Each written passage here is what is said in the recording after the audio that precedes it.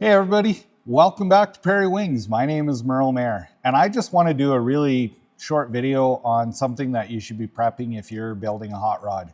And I took this bracket out of a car that really is pretty rust-free. It's from 1971.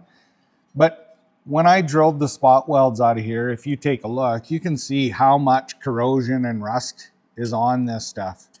And from the factory back in the day, they didn't put any coating on this. It was bare metal. A lot of the inside of the cars were bare metal. In between, bare metal. Now, do we want to continue that problem? I'd say not. So the solution is, I took this and I'm modifying it. So this is modified, but same piece off the other side.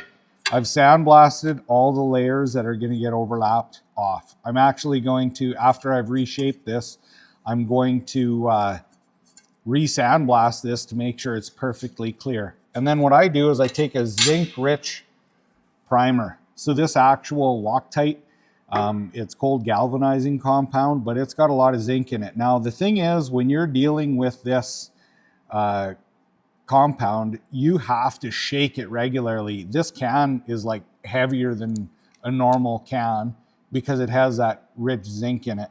And so it's got that ball in there that rattles it up.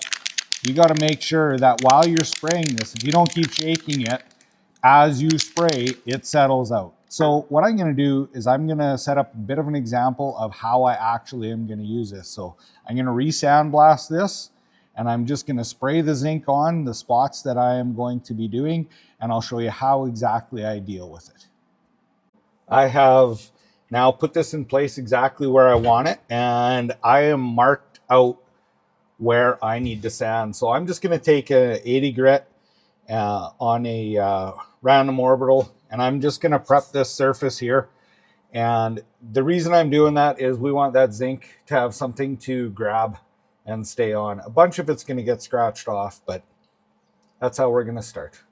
Okay, so I have just taken and sanded that with 80 grit, and then I took actually just brake cleaned it off. I know that I probably could be used something better, whatever, but anyway, that is ready to be painted.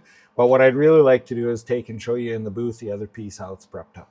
This piece is all prepped up in here, and actually, why don't you zoom in here? We'll take a look at it. This is re-sandblasted now, and I really focused on the divots. If you go in real close there, you can see how coarse it is, where the rust is. I wanted to make sure that I cleaned that all out. And so it is just fresh sandblasted, wiped down, ready to go for this zinc.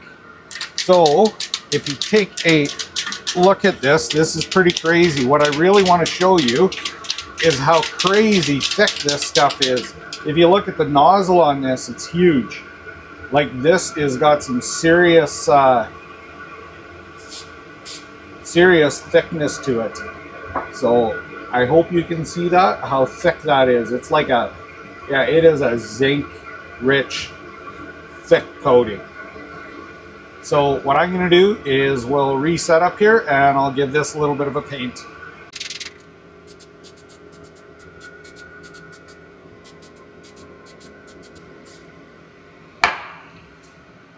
Okay, we'll give this some time to dry. I'm going to go hit the inside of the car, and then we'll catch up to you when I'm marking it to show you what I do to make sure that my welds are good.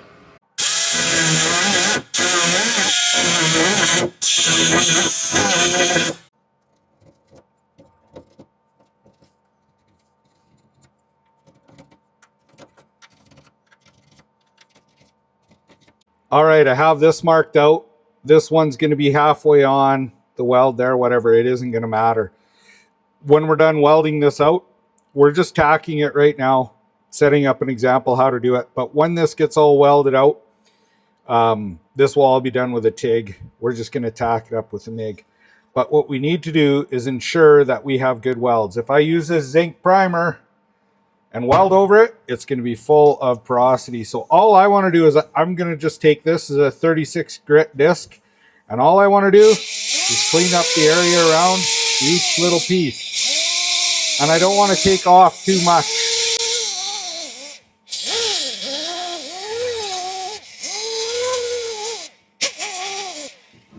If you were to do this with the weld You'd have a bunch of spatter, you'd have porosity in your weld, as well as this is going to burn off bigger than what I've cleared, but I have it cleared enough to good metal that I can deal with it. As well, I'm going to run this die grinder in these holes like up there, and I'm going to just take and clean off this area just a hair.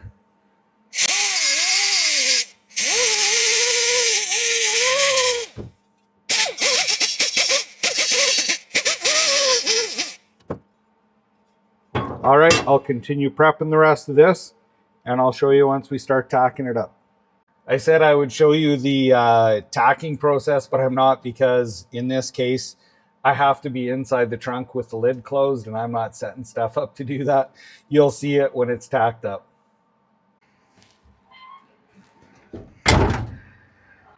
All right, I'm out of the trunk, and this is tacked in. So this process, pretty much finished. We'll finish welding it out when we get the body off the chassis.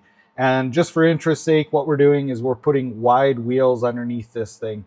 So this process, if you look over here, in this whole build, we are gonna have to repeat this process over and over and over again. Thank you so much for checking the video out. Hopefully this gave you some ideas if you're working on something on how to prevent rust from reoccurring on something you're doing. And if you want to check out more of this build, it's a 71 Monte Carlo that I'm doing. There's going to be lots of videos coming out on it. And I really appreciate the time you've taken to watch. So please like, share, and subscribe. Thank you so much.